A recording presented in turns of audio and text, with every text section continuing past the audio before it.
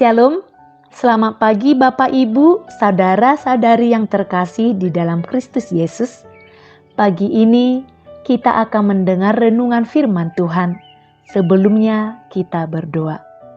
Segala pujian dan hormat kami panjatkan kehadirat-Mu ya Bapa, atas kasih setia Tuhan yang senantiasa menyertai kami, sehingga di pagi hari ini kami beroleh hidup dan sukacita dari Tuhan. Sebentar kami mau mendengarkan firman-Mu, mengawali aktivitas kami hari ini. Terangilah hati dan pikiran kami, supaya kami dapat menerima firman-Mu.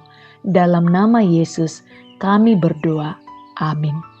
Renungan Rabu 30 Juni 2021 tertulis dalam Amsal 24 ayat 10. Jika engkau tawar hati pada masa kesesakan, kecillah kekuatanmu. Dalam bahasa Batak, molo godoron roham di ari hagugutan, lamoruma gugum.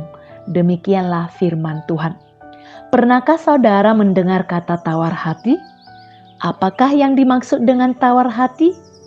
Tawar hati artinya hatinya tidak memiliki rasa apa-apa, menjadi hambar, beku dan dingin. Tawar hati juga mengandung pengertian keadaannya putus asa dan tidak memiliki pengharapan.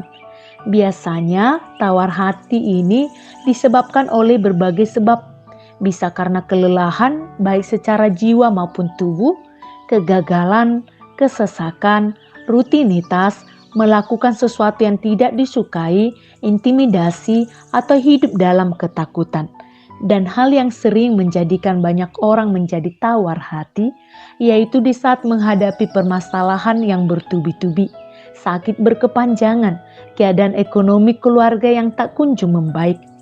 Tawar hati juga memperlihatkan hati kita dalam keadaan drop, jatuh, lemah, rapuh, seolah tak berdaya atau putus asa, tidak memiliki pengharapan, sehingga akhirnya mengeluh, kecewa, dan tidak dapat melihat bahwa Tuhan ada dan dapat mengatasi segala masalah.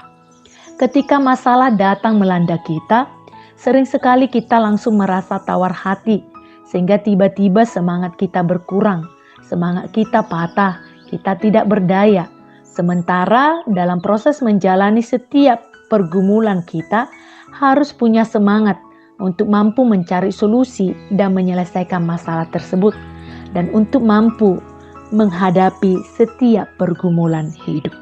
Oleh karena itu, firman Tuhan pagi ini mengingatkan kita, di saat kita diperhadapkan dengan berbagai masalah atau pergumulan, kita harus mampu melihat sisi positif di balik setiap penderitaan yang kita alami, dan meyakini bahwa penderitaan bukanlah akhir dari segala-galanya, tapi merupakan bagian yang tidak terpisahkan dari kehidupan orang percaya, di mana Tuhan sering sekali memakai pergumulan atau penderitaan itu sebagai cara membentuk, memproses, dan mendewasakan iman kita.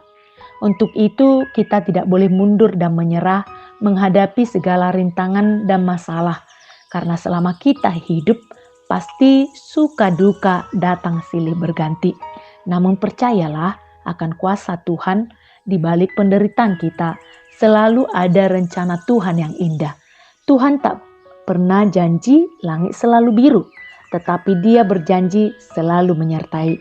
Tuhan tak pernah janji jalan selalu rata, tetapi Tuhan berjanji berikan kekuatan.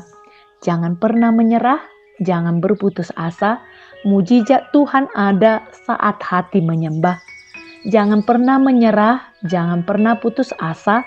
Mujizat Tuhan ada bagi yang setia dan percaya.